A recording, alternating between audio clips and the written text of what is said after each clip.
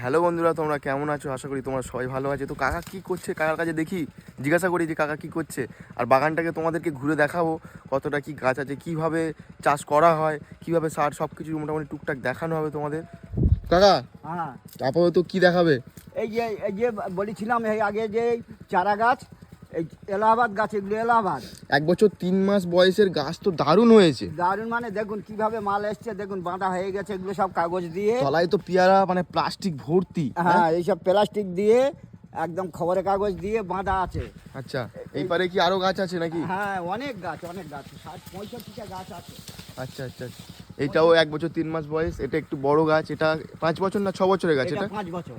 5 বছরের গাছ। এটা খাজা, এটা আর খাজা। এই পারে পুরোটাই মানে দেখতে মানে মোটামুটি পেয়ারা গাছ, পুরো একদম মানে পুরো বাগানটাই পেয়ারা গাছ দেওয়া আছে। আর দেখুন পুরোটাই পেয়ারা গাছ দেওয়া আছে, এই পারেও দেওয়া আছে। এইগুলো গাছগুলো খুব ভালো হয়েছে। আবার এইগুলো এখানে ফুলকপি চাষ করা হয়েছে।